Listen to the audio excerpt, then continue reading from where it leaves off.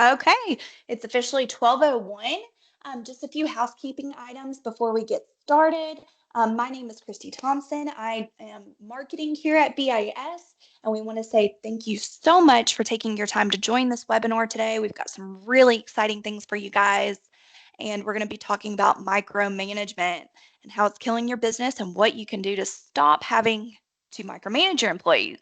So let me say we are going to take questions throughout the presentation as much as we can. If we can't get to them all, we will take them at the end.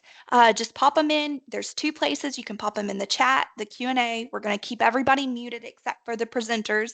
So let me go ahead and introduce you to our webinar host, Phillip Long. So Phillip has been in the IT industry for over 25 years. He's the CEO of Business Information Solutions, as well as 5 other businesses out there in the community. He holds a bunch of certifications, and some of those include his CISSP, which is a Certified Information Security Professional, and the CMMC certification for the Department of Defense. And recently, he just received his ethical hacking expert, so he can think like a hacker to protect from hackers. And then he has 600 plus clients, not only on the Gulf Coast, we're all the way up in Montgomery and in Tennessee now. Some just really exciting things. So I'm going to pass this off to Phillip, who can introduce our guest. Great. Thank you so much, Christy. And I appreciate all that. And I want to introduce, really, we're going to have 2 guests from Strategy today, and they were humble. They didn't want to put any real information in, but I want to tell you about these guys. We've got Derek Weaver, and I don't have a slide for Stephen Menendez, but they're 2 guys with Strategy, and the reason I wanted to have them on was because they have developed I'm telling you, a really great product. And I hate to sound like a raving fan in front of everyone, but I'm a big fan because you saw I have a affinity towards overreaching, and I wind up getting too many plates spinning, and it's very difficult for me to stay abreast of everything. And the more I use Strategy, the better. So I want to just say, thank you guys, and welcome to the webinar.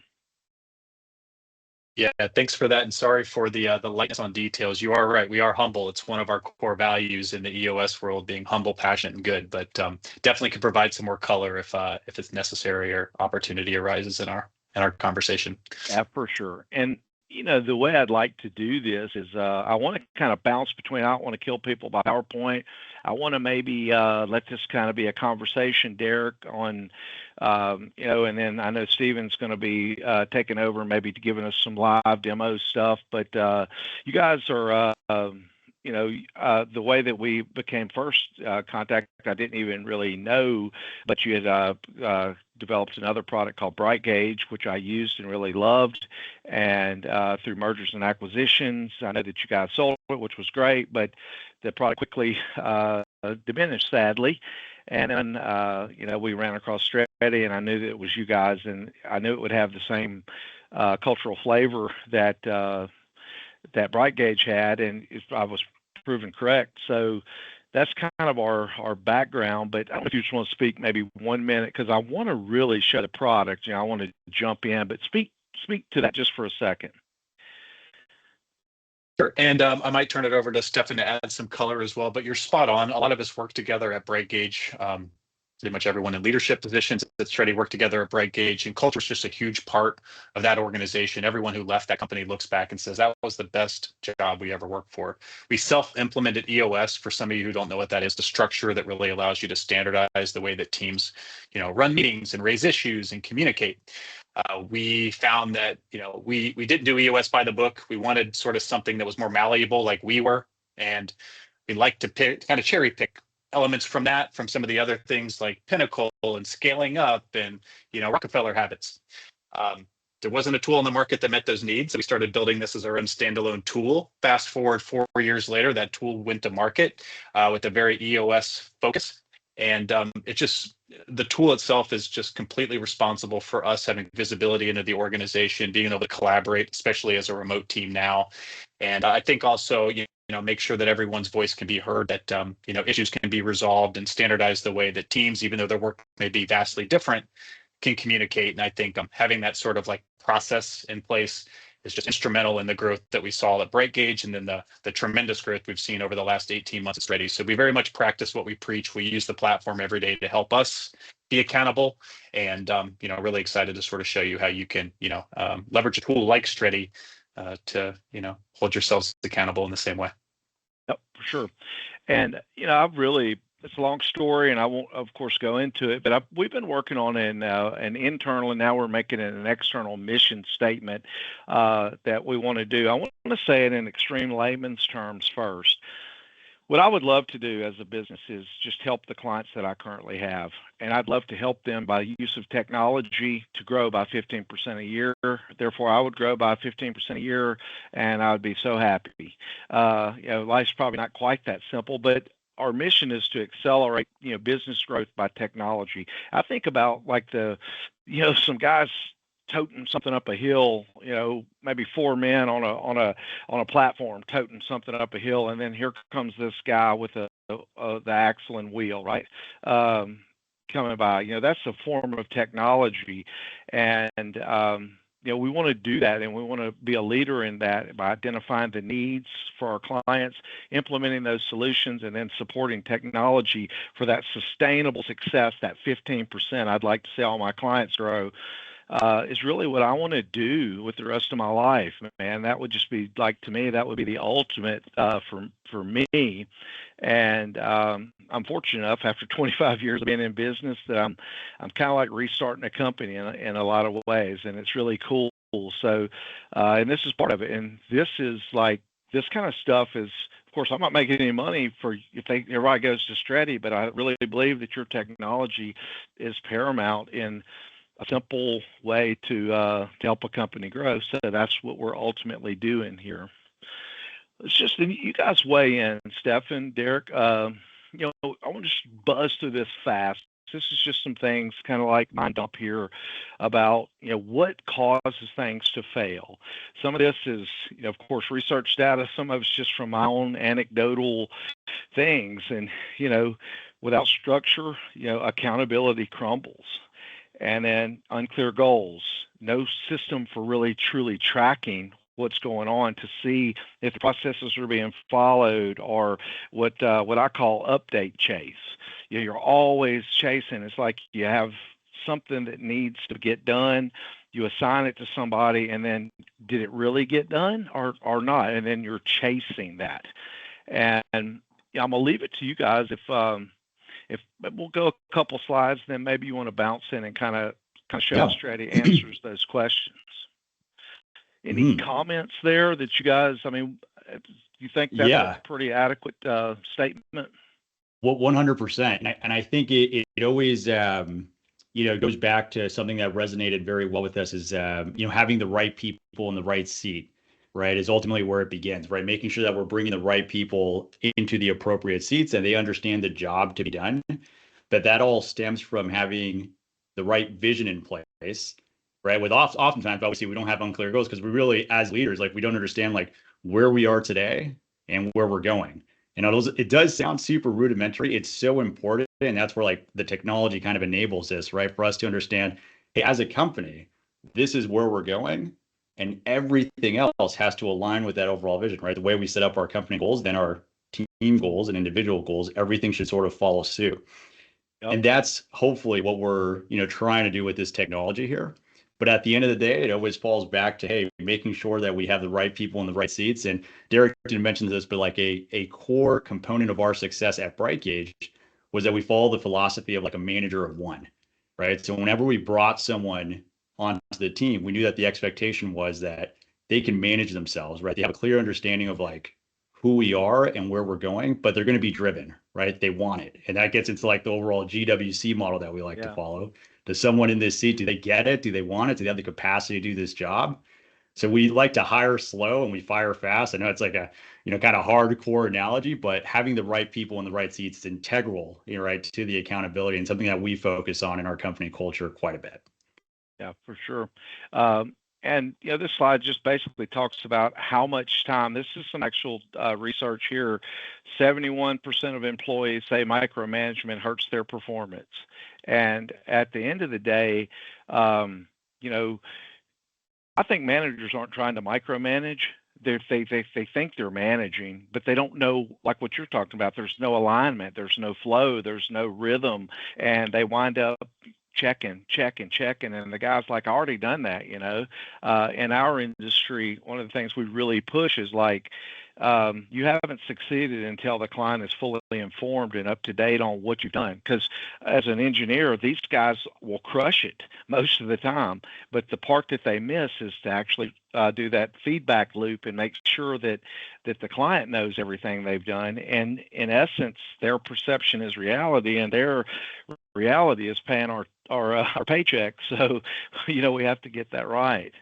High turnover, 69%. And then this shocked me. Senior leaders potentially lose 1 to 2 full days a week chasing updates, chasing like, hey, did you get that done type things. Incredible. So let me buzz through a couple of these because I really want to get in there, and let's talk about, this will be an opportunity, I think, Stefan, where you could jump in and show us some things about, and we might want to start even where you started with, as far as the overall accountability chart, and then where you set goals and all of that. But clear roles, responsibilities, and as well as shared goals where everybody can have that centralized business vision, and then those regular review, or what we call sync ups or one-on-ones. You want to just take over and take a Yeah, absolutely. Give me a sec here. I'm going to share my screen and let me know as soon as y'all can see it. I believe you should be able to see it here. There is some terminology here that I'm going to use. I'll go through some quick definitions here. But most organizations have a visionary, right? And I'm sure I might be talking to some visionaries here today. The visionary is typically that ideas guy, right? Or girl, but they have, their big picture thinking, right? But oftentimes the big picture person isn't necessarily the best at bringing those ideas to life, right? So philosophically here, you want to have a person who's that, that big ideas, big picture thinking, and then you have an integrator, which is going to be the person to bring that to life. I like to think about this accountability chart as an organizational chart on steroids, right? Because really what we're doing here is we're clearly mapping out, this is the person that's coming up with the ideas. This is the person that's going to bring that to life. And then, as mentioned earlier, we really want to make sure that the end state here is we have the right people in the right seats. And we're going to use that GWC format. Like, do they get it? Do they want it? Do they have the capacity to do this job to get there? But in order to get there, we want to make sure that everyone in a seat has a clear understanding of, what am I responsible for, right? Because oftentimes when we have that miscommunication or misalignment, it can go all the way back to just the person in the seat really just doesn't have a clear idea of what they're actually supposed to be doing here. And we see this often happen with startups or companies that have been operating for a long time, kind of someone's wearing a bunch of different hats. And hey, that is okay. If you wear a bunch of different hats, we just want to know, what are those hats that you're wearing, right? So then we can make sure that we understand, are you doing your job effectively, or do we need to bring someone else in, right? But this is kind of a layout to map that out. And really one of the great places you want to get started, right? So we have a clear understanding of who the people are going to be behind that actual vision, right? And the sooner that we have this mapped out, the better. And I can talk about this all day, but I'm going to take a moment to pause there. I don't know, Philip, if you have any feedback on that, or anything else you think I should dive into a bit more. I would like to, I think, like going kind of down that same track that you're on, we have I changed mine to responsibilities chart rather than accountability chart, because this to me is where you have the responsibilities and lay it out very clean. Let's talk about, I'm gonna jump around, but I know you're fast. Yeah, go for it. All right, so let's talk about KPIs, like key performance indexes, metrics, and how you can drop them in on people and set up some core metrics so that that of course has to align. It's everything stacks is what I call it, like you described earlier. And you're going to go from here's your responsibilities. Now let's figure out a way we can measure them. Yeah. And now let's figure out a way when we do a meeting, like a level 10 meeting, a weekly meeting, how can we know and have them self-enter their own KPIs? Yeah, absolutely. So I'm going to try to tell this story chronologically, and then Derek and Phil, feel free to interrupt me as I'm going through this with any comments or questions you guys have to just continue the conversation. But one of the things I just want to address off the bat is that a lot of the language here is following a certain formula, but EOS is one flavor of ice cream. There are so many different flavors of ice cream out there. There's Pinnacle, there's Rockefeller, there's V2 Mom from Salesforce, and chances are you're probably running an operating system and you don't even know it, right? But at the end of the day, we want to make this as palatable as possible for the organization. So Stretty is unique in that everything can be customized from a nomenclature perspective. So at the end of the day, if something doesn't work here for you, that's okay. Change the nomenclature to what resonates the most with your team. But piggybacking off that accountability chart, really, the next piece here that I like to cover is your vision, right? So this can all be customized, but it's important to just lay this out as a foundation for where we are and where we're going. So when I mentioned earlier, we want to have a clear understanding of who we are as a company. This is it, right? What are your core values? What's your niche? What sets you apart from like other, competitors in the space? Where do you see yourselves in 10 years? And then once we have this in place, we want to, look at who are the people that are going to bring this vision to life.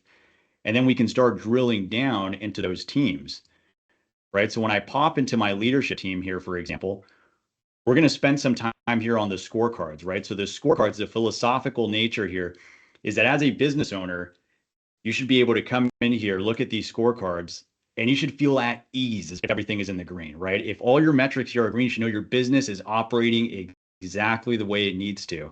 And the reason I like to make an emphasis on this is it happened to us at BrightGauge. Before we had a framework in place, we were tracking every single metric you can imagine. And we weren't intentional about these metrics. Like, were these metrics really moving the needle for our business, or are we just tracking them for the sake of tracking them, right? It's making more work for ourselves. So the idea is you really want to have 3 to 5 metrics per leader here that are going to help move the needle, where you feel comfortable saying, hey, if we are in the green here, the business is operating exactly the way it needs to. Yeah. Right. I want to pause you just one second. I want to add a little color to that and I also want to say that if somebody wanted to understand this, there's a book called Traction by Gino Wickman that outlines every step of this too. Mm-hmm. But and that was so that if you were on an island and had no communication, but once a week or once a day, you got these reports, or that you would know that your company's going to survive. That's how you want to think about this. And one other way that we use this often is we may put an extra metric or two on the dashboard for something we're trying to get some memory muscle in to get to see that it starts happening. And this is a way to keep that, what I call that chase, that always trying to chase whether it happens. You're going to get it automatically. You can assign a metric, even if it's for a quarter, you could just pop in there and add a new metric. So I think that's really cool, how flexible and how easy it is to just, then you can archive that data and turn it off where it's no longer, and you can kind of add and move things as you see need with throughout the organization. Mm-hmm. And I think just to add to that, like, what gets measured gets improved, right? Yep. Is like one of the most important concepts here, right? Oftentimes, the way I like to describe it is sometimes we have what I call a happy accidents, right? The business is operating and we're doing really well, but we don't know what's actually working really well, So the other component of this is like, yeah, we obviously want to find out, what's wrong, but we also want to find out what's working really well. So then we can hone in on that and then replicate that success, right?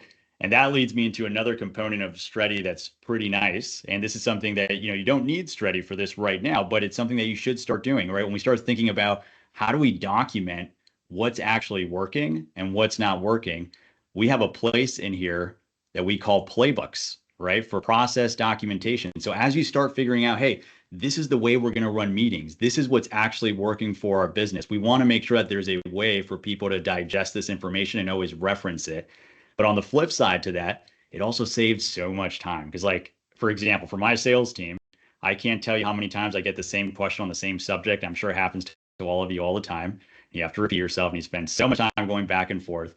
So what I do is when I get more than 5 questions in a particular subject, I'm like, that needs to be a playbook for my team, right? Because I'm probably going to get 5 more questions on it, right? So once we start finding out, hey, what's actually moving the needle, what's working, what's not, we want to start documenting it, right? So we can start replicating success. And this is basically a place where we can start documenting all of those playbooks for success at the company level, at the team level, and at the individual level as well. Does that make sense? Oh man, it's great. Yeah, Yeah, I actually don't have all my playbooks built out. We're using a product called Trainial, and Yeah. we're recording a lot of them in that fashion. But again, that's everybody's trying to reach that higher level of operational maturity. Mm-hmm. Yeah, and then the next component to that is like we obviously want to talk about this once a week. So the way we do it is we operate in 7-day windows, right? And we have a meeting once a week. I'm sure, everyone on this call has a meeting they're doing with leadership at least once a week. We have one and Phil has one. We call it the level 10. It's called the level 10 because at the end of the meeting, we want to rate it and we're hoping we're all rated 10s. But the idea here is that we want to meet once a week to hold each other accountable week over week. We don't want to wait a few weeks to find out, oh man, someone messed up or things aren't going the way they need to be going. So this meeting serves as a way of having a way to check in once a week, right? To make sure that all our scorecards, all our metrics are in line week over week. And the same thing with, our rocks, which are going to be our goals that we're setting up for ourselves. And look, the reason we like to do it once a week is because people wait till last minute to get things done. But even if we're meeting once a week, you're still going to get it done before that meeting. So it's another way to start creating that accountability. Phil, I don't know if it makes sense to go through like a quick, itinerary of this meeting and how we run through meetings and just continue, or do you want to take over from here? No, I think a touch. I think Yeah. I think this is much more interesting than a bunch of slides. And Yeah. I think that if we hit like just those core components of an agenda, and of course you can make your own agenda and customize that. Yeah. But that's really, I think, a good agenda. That's the one we use right there, where you go over segue, kind of tag in with everybody and check we call that good news. We just want to hear this is more personal than business. To kind of gel that connectivity. Everybody can kind of share, and we spend 5 minutes on this. And then that next piece, we'll jump on the scorecard. Everybody has a metric. And, I think that's extremely important that everybody have a metric that lines up with their responsibility. And they actually self-enter the numbers before the meeting, and then they, then it gives the whole team areas where they could help someone else, or it gives that person where I need to put some focus. And a lot of times those scorecards, jumping way ahead, can turn into a to-do, like, hey, or an issue where you could discuss it. So I think that's good. And then I'll let you jump in and explain. Yeah. I'm going to take one step back here. And one thing that I like to call out that people oftentimes miss is like when you're jumping into these meetings, the segue is often overlooked, right? Because people look at it as, oh, it's just a check-in, but it's so much more than that, right? Because at the end of the day, it's a way for, the way we see it is psychologically from focusing in the business, right? We're stuck in our day in and day out task to focusing on the business, right? So when we're going through this, like, hey, what happened last week that worked out pretty well, and then what personal good news do we have for ourselves? And what I like about the platform specifically is that as we're going through this, I don't know about you all, but how many times, I don't know, you get derailed in a conversation, right? Or someone starts talking about something entirely random and it knocks you off track and you start going around in circles and circles. And then 30 minutes have popped by and we're like, what the heck are we talking about, guys? So what I love about this that we're going through is that there's always an opportunity to call a spade for a spade, AKA a tangent, right? So if anyone ever derails the conversation while you're going through this, which happens all the time, it's a nice way to call people out to say, hey, let's get back to business. Let's talk about what we need to be talking about here. So you always have that at your disposal too, to just help you stay on track. It's a small component there, but it is super helpful because for us, sometimes, in most cases, it's the visionary, it's the ideas person that's going off on a tangent. Sometimes your team might be a little reluctant to say, hey, Mr. CEO, let's get back on track. So it's a way of keeping it anonymous, right? So we can get back to business without sort of hurting anybody's feelings, or at least not that bad, And I would be the guilty one often. I'll go on some long, extremely meaningful tangent. Yeah. But it's only meaningful probably to me. Yeah. Yeah. And then the idea with these meetings is, oftentimes some people are they're intimidated by the fact that it's like, hey, this seems like a long meeting, right? You have scorecards reviewing rocks and headlines, but really all we're doing here is reporting, right? When we're going through the section, it's real quick. Hey, what's working? If everything's in the green, let's continue on. So the idea is we're streamlining these meetings and we're holding each other accountable. The numbers are managing the employees here, right? So if there's anything that you need to discuss, the rule of thumb is, hey, let's create an issue, right? So if there's anything that warrants a conversation, you hit the three dots, you create an issue, and you can say, hey, this is a high priority item. We need to talk about this today. And that'll get added into the bucket here for issues, right? So as we're going through this, if there's anything that warrants a conversation, the idea is we don't want to stall the meeting. We create an issue, and there's a section in here for us to talk about it. And that's actually where we want to spend the bulk of our time in this meeting, talking about the meat and potatoes. What's not working, and what are we going to do as a next step to remediate? Yep. Go ahead, Phil. No, I don't know. Derek, Derek hadn't said much. He didn't speak up. Come on, Derek. What's going on?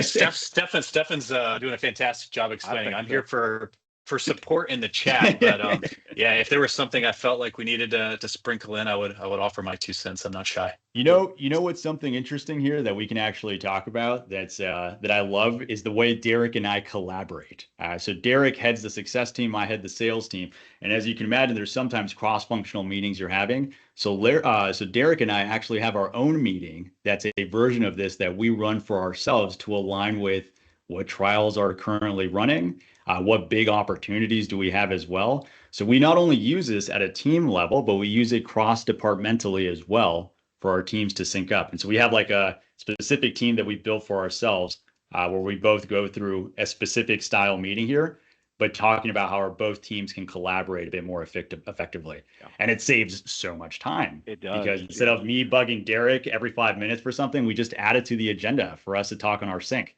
right? And then we just review it. And from that meeting, if there's something that we need to discuss with our leadership team, we can go ahead and send it over there as a topic of discussion. So you can send things up or down. But the idea here, drive through that because I use that and I try to get all of my team, everybody on the team because we have it set up where, people can put issues on other teams.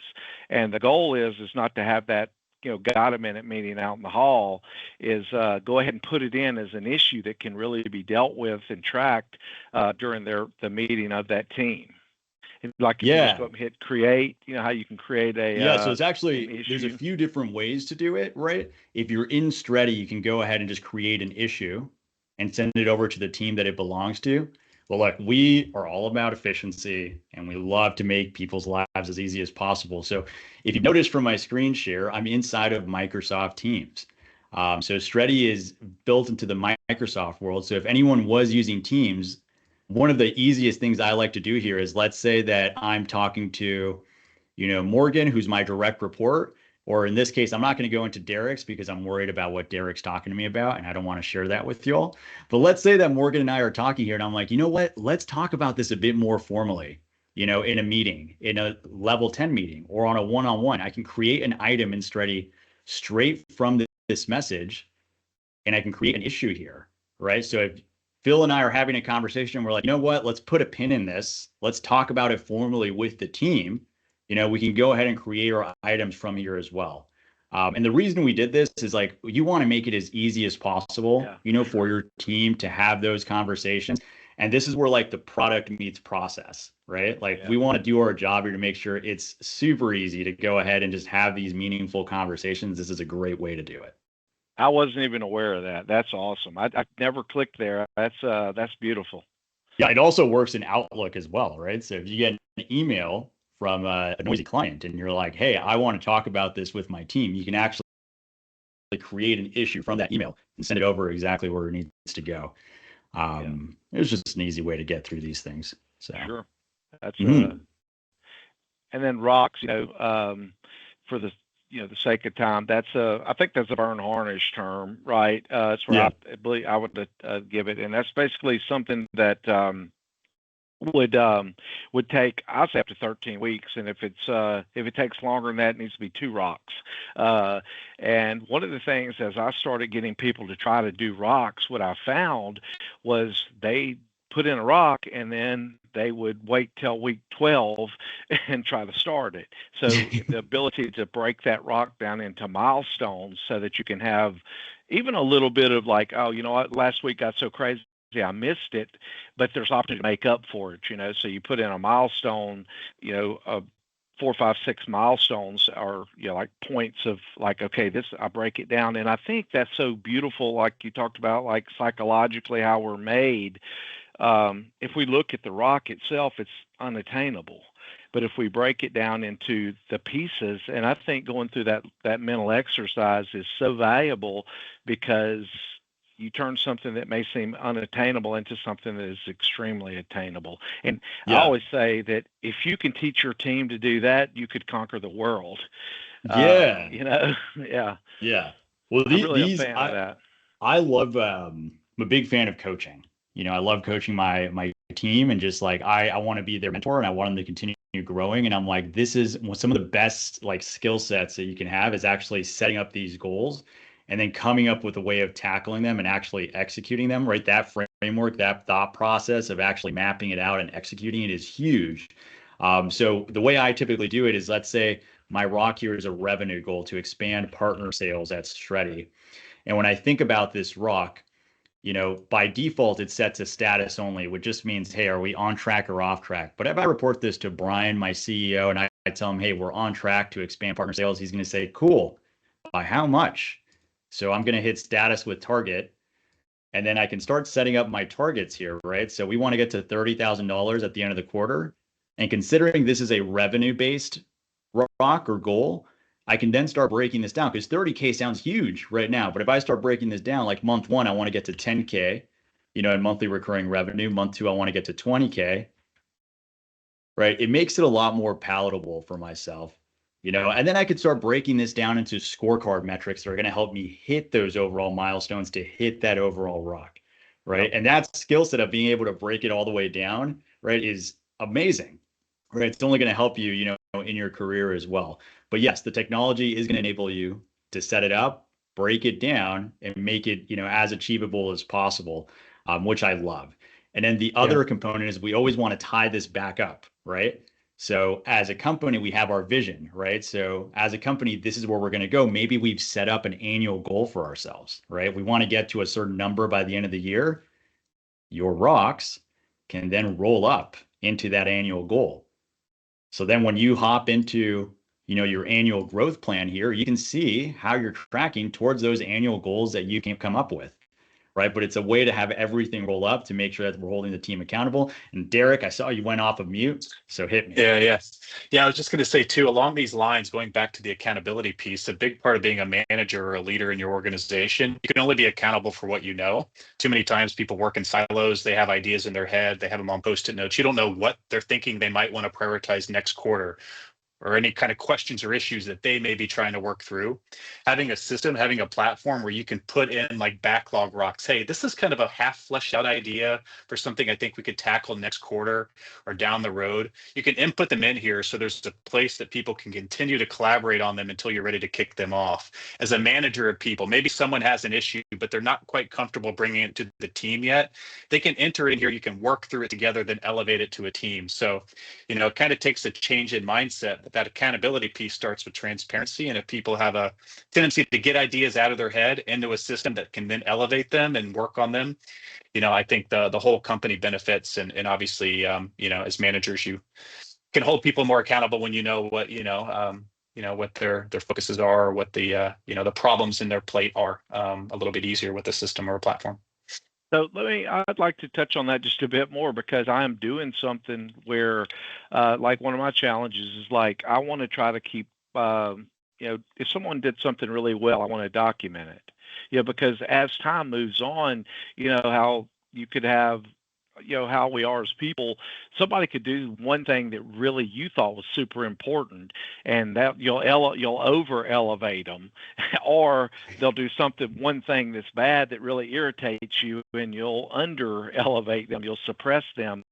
So how could that, what I did was create a team, a management team, and then I put issues in. It's my own, I have a small a group of people on that, and then I put just an issue in, and each person is an issue, and then I track it that way, and I just add to it as something happens. Is there a better way? Yeah, I mean, if the goal there is to have maybe a historical kind of record of the things attached to a person, but not have it be shared with that person, I think That's that right. setup Yes. works really well. Yeah, I think Okay. that's Cool. nice. I Yeah. will say also, like not to get too Stretty specific, but in Stretty, we're kind of building out more of like an HR center that's designed to help management and leadership kind of keep tabs of everyone in the org, maybe not just the people they're directly responsible for or the teams that they're directly on. So having kind of like we started using internally the idea of like a baseball card. Hey, I want to flip this over and see what Stefan's completed in the last year. What's good, what's bad, right? And have kind of like a quick summary of everything that Stefan's been responsible for, and being able to, as management, roll things up to that, so it becomes almost like a complete repository, right, of Stefan's performance and shout outs and things to improve. Yeah, I think very much. I love that. I can't wait to see that. And that's one thing I do want to. I'll give you guys credit for. You're constantly innovating, putting new things in. One of the things that I think that chase of whether something got done or not, I want to talk about. Like say I have this idea and I'm at home, and of course because it's integrated in Teams, it's Shreddy runs on my Teams app. I can go and add a issue or a to do for anyone in the company, like at any moment. Like I could be at home, wake up in the middle of the night. I could just pop in a to-do for somebody, and then you can go and hit reports. That's what I love. Is I have a feed channel that shows me everything they got done. Like when they finish that to do, it puts it in my team, so I can go look down my whole team's channel and see everything in one place. Or I can go up and run a report, which I think from a management perspective, and it shows metrics, how long it took them, how all of that is so important to that's one of the things I wanted to show. I have several clients in mind right now that I've been exposed to a lot of businesses, and there's just so many challenges that they could really make a lot of progress on if they went into a system like this. Yeah, I think and that goes back to like our roots with BrightGauge as a system, right? Like we felt the data piece is huge, and actually it's interesting because every product that we built, every software that we built, it's been from an issue that we've had in a prior business. So we had an MSP, like you, Phil, and one of the things we struggled with was reporting. We felt like there was no good reporting, so we built a platform for that. And then we decided, hey, we need an operating system. Like there was no platform out there that we can do that. We built Stretty to help us out. But our roots are always in data because data is so powerful, and it's, again, what gets measured gets improved. So as you start having meetings, right, we want to have a quick handle from a 20,000 foot view. Like, are we on track to complete all these goals? Like which teams are actually adding issues and which ones are resolving issues? Yes. Same thing with to-dos as well. My favorite report in Stretty is the to-do analysis, and it is a very controversial report at Stretty. We actually built this out for ourselves. So some people on this call might love this, some might not like this at all. But we built this because in our meetings, we kept seeing the same action items every single week, right? And we're like, what's going on here? And it turns out that what some people were doing is they were either ignoring it or they were moving that due date an extra week so they wouldn't get in trouble when we met for that, meeting as a team. So we built this list here, the top 15 most moved due dates. This is a naughty list, right? So if people are moving those due dates over and over again, we want to know, right? So there is an audit trail everywhere inside of Stretty to actually hold each other accountable. Because it's one thing to say you're going to do it. It's another thing to actually do it. Right. And we want to make sure that you always have a view to make sure things are getting done. When we push this out, Brian, our CEO, he said, hey, guys, I want to show you this really quick report. We were all guilty of it. We were all on the list. And you know what? If I pull up that report right now, there is no one on that list. Right. And that goes back to like the micromanagement component.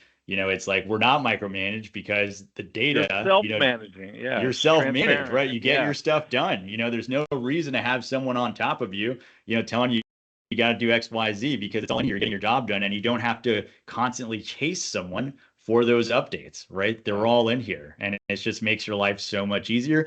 And it, for me, helps me sleep at night a little better, but you'll always have access to this at your disposal too. It's amazing. Human nature is just such a fascinating thing, in that there's nothing like a deadline that that brings things about, and knowing that somebody's going to check, and like you've made an emphasis, and I liken it to this.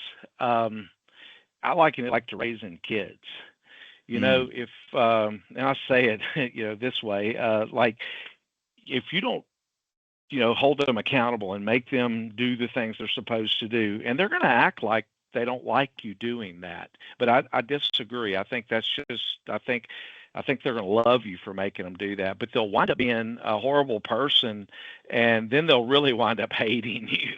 Whereas if you just hold them accountable with the right measure, and everybody has a little bit, that measure's different, but holding them accountable, they will be such a better person. The culture's better, they're happier, and that is such a paradoxical thing. And this is, to me, is like a tool in order to achieve that culture, by holding the high standards, so that people honestly have something to be proud of, versus, and I could go on a whole rant about the anomaly of that self-esteem movement that I think we're kind of getting out of it, but how damaging that is, where people are so looking for accolades from outside rather than the internal work that brings about those accolades. So I think this is beautiful. I didn't even know. I haven't messed with that report, but that's very. Go check it out. See what's going on there, right? And I think one of the things that and Derek is like me in this way.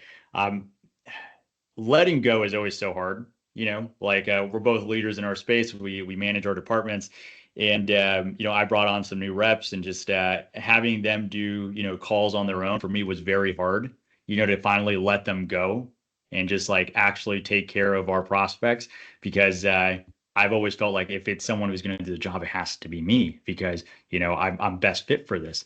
But delegating and elevating is so important here, right? And this helps me out tremendously. Right. Because not only can I see like, okay, they're getting their job done, nothing's slipping through the cracks, I can actually pass more on to them, right, to make my life easier. And that way, as a manager, I can focus on the things that are actually going to move the needle for my department, as opposed to going back into there and just continually checking for updates or hover parenting, right? And really tie everything back to, hey, this is your goal. You hit your demos. We did our reviews. Everything's working as such. You can handle some more. Let's work towards that promotion, right? Things are cooking in here. So that's really enabled me to delegate and elevate more, to continue growing, the sales force a bit more effectively without having to get stuck in the weeds, if that makes sense. Beautiful. Yeah, that really is. I want to sit under you for a minute and you show me more. I'll pay. I think that is, I'm a visionary by default, and that's my problem, man. It's like, I have such a challenge of I see everything at such a high level, and I'm way hills and hills ahead, and to slow it down so that it can be digested and really understood is very challenging. But this product has helped me out immensely. I mean, our company, our culture, everything is changing since we started focusing on this, and we haven't really been on board. I don't think, we're using another product, and again, that's why I wanted to have you guys on. I really am a big believer in what you guys are doing. Mm-hmm. Yeah, absolutely. I do want to pivot to one more thing that I think the team, everyone here might benefit from, because regardless of whether you're doing using an operating system or running these meetings, a bit synchronized, how you're seeing today, more than often we're doing one-on-ones too, right? Yeah.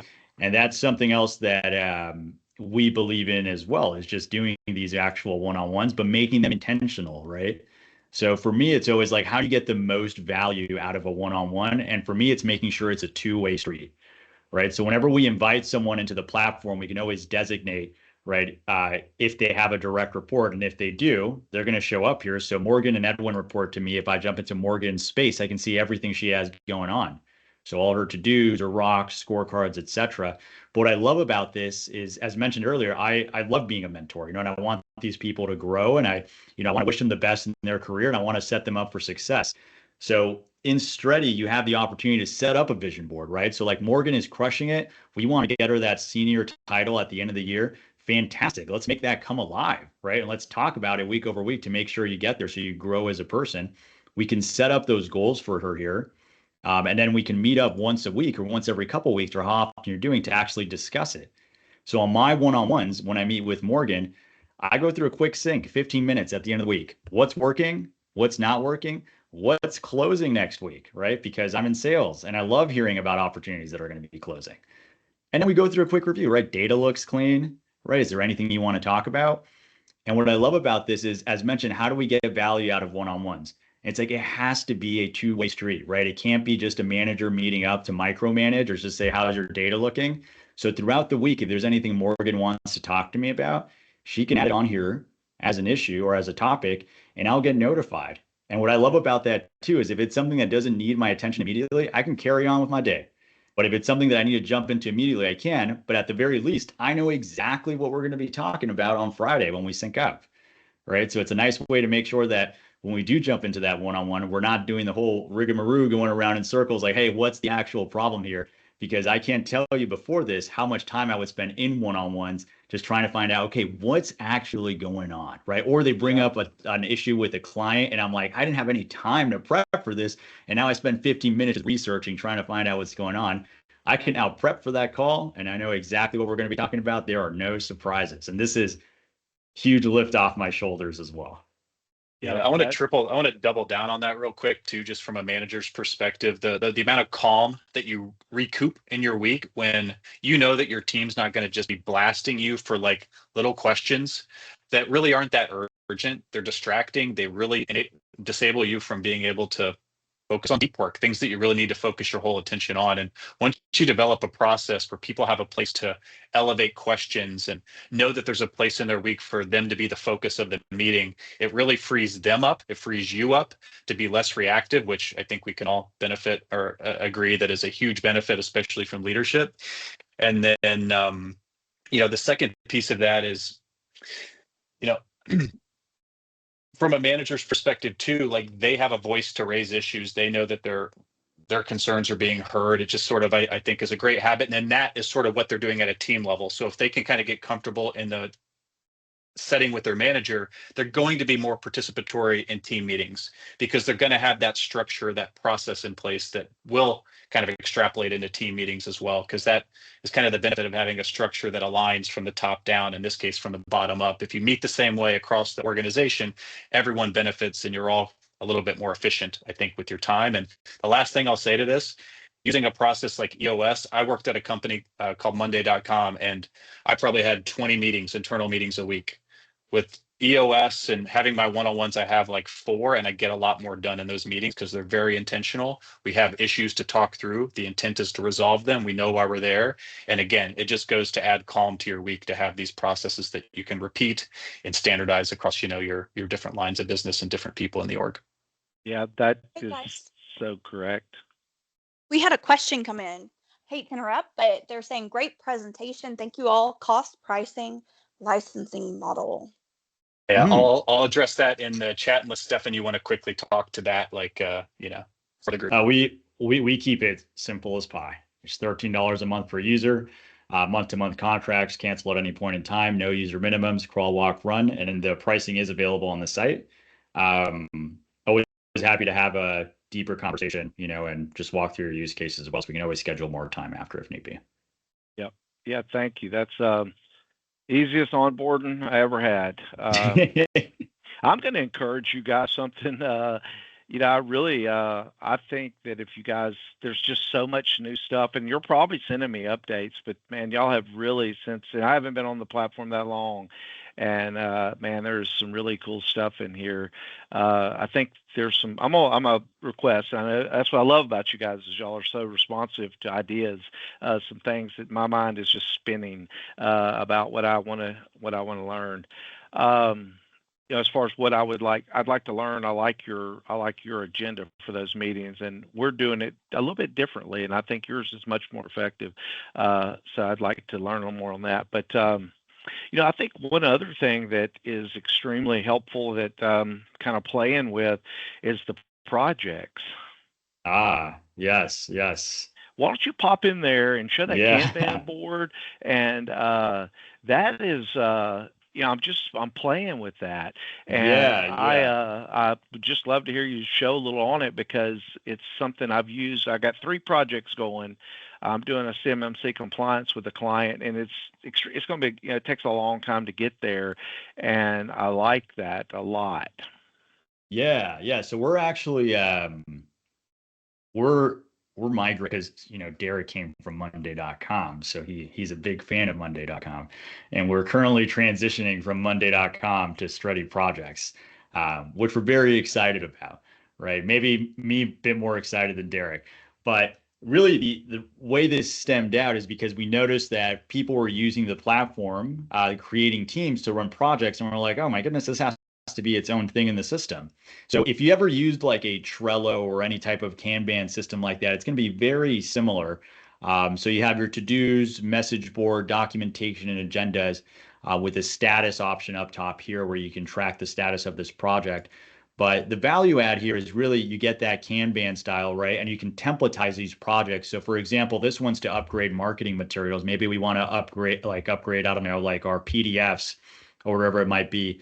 We can add it here into different statuses and move it along as we're having those conversations, right? But there's so many different use cases for this, and it's so malleable, and it's only going to get more added to it, which we're super excited about. But the idea is that we want to tie it back into a cohesive manner with those meetings that you're running, right? So maybe you create a goal inside of Shreddy or a rock, right? We can say, hey, as a part of this goal, we want to complete this project, right? So we can link that project to that rock. And then when we run that meeting, we can review it as part of that meeting agenda, and you'll see the progress bar and how you're tracking towards it as well.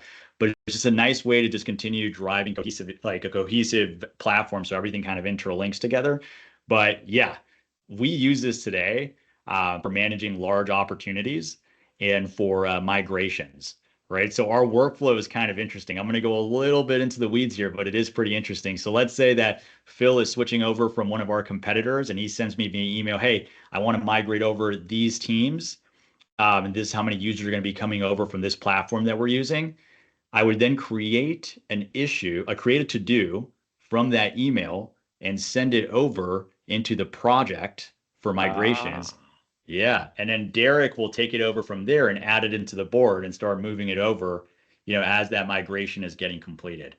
Right. Yeah, So seamless flow. Yeah, in the yeah. natural products we're using. I love it. Yeah. Yeah. That's I didn't realize the email thing, but there's definitely a lot of things that I move like that. So I love it. So I mean, we could go on and on, guys, and I thank you so much for spending your time. I know you guys are growing a great company, and you're busy as all get out. And I got one slide I want to just pop up real quick because y'all had an offer that we abandoned the slide deck, which I'm so happy. I'm a fan of because I'm a visionary and I like going off track. But you guys are offering a free demo and a 60-day trial, and there will be a lot of people that actually receive this after the fact that that'll be available to them as well, correct? Yeah. So it's 60-day trials on us. There's no credit card needed. So if you just want to poke around there, run some projects, run some meetings, run some one-on-ones, you can go ahead and do it.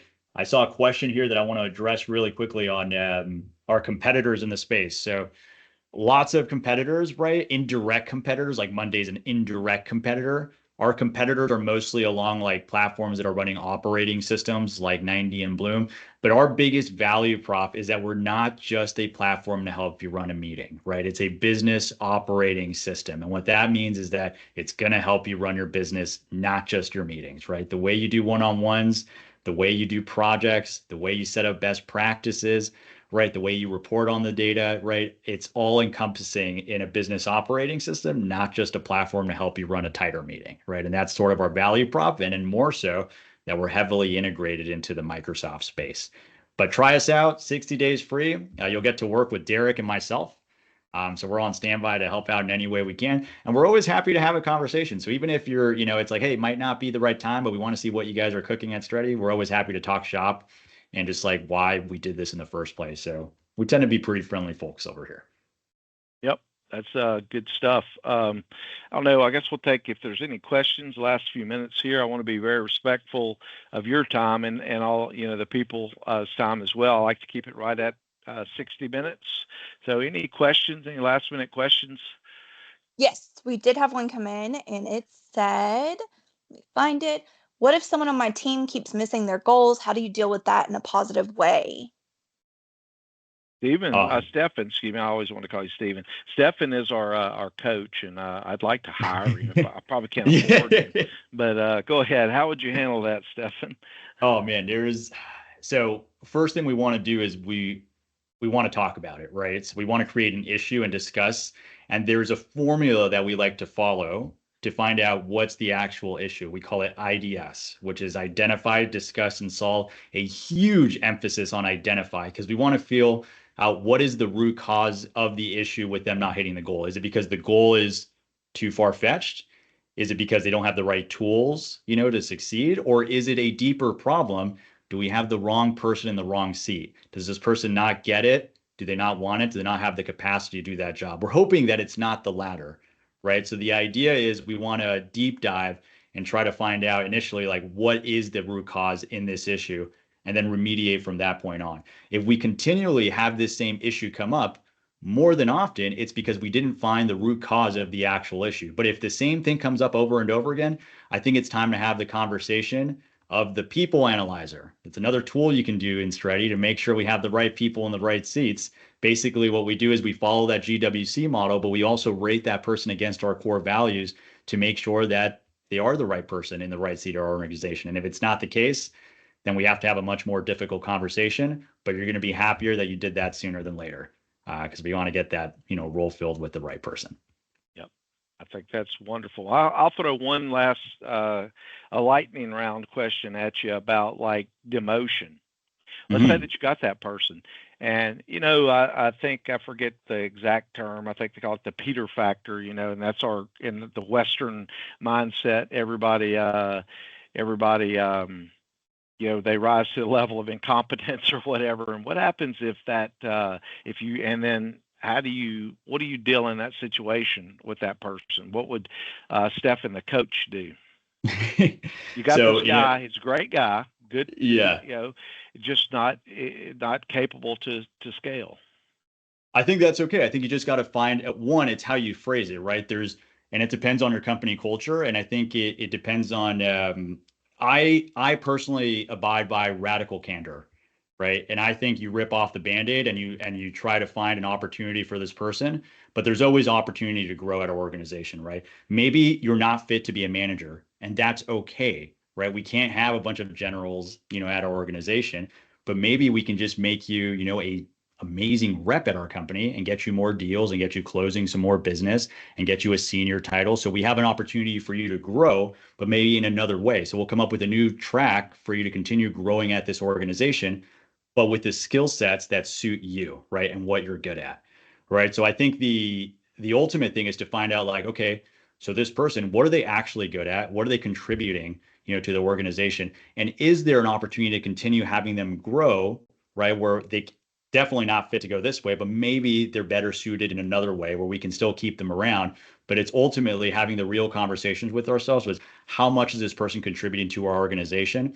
And this is, a super tough conversation for us as well, because sometimes you have the right people, but you don't have a seat for them, right? And in that case, we have to have that difficult conversation, unfortunately, but you're going to be happy that you did. And for us internally, once we did have those conversations, you notice a sort of hockey stick. We're like, wait a second, what happened? It's like, oh yeah, we have all the right people, in the right seats, and now everything is operating the way it needs to be. So the idea is, we obviously want to try to find a place for this person. We don't want to beat around the bush, right? If there isn't a place for this person, that's okay, right? And it's better to find that out sooner than later, is my 2 cents. Yeah, that's absolutely excellent. And we're going to end it on that, man. And I want to thank everybody who joined, everybody who's going to see this, as well as, Stefan and Derek. I know you guys are busy. And, I hope some people will jump on, because I think that it's going to help their business immensely, like it's helped mine. So, again, thanks to everyone. Thank you, Christy. We'll talk soon. All right. Thank you, everybody. Yeah, thank you, Philip. Cheers. Appreciate the invite. Later. Yeah, thank you.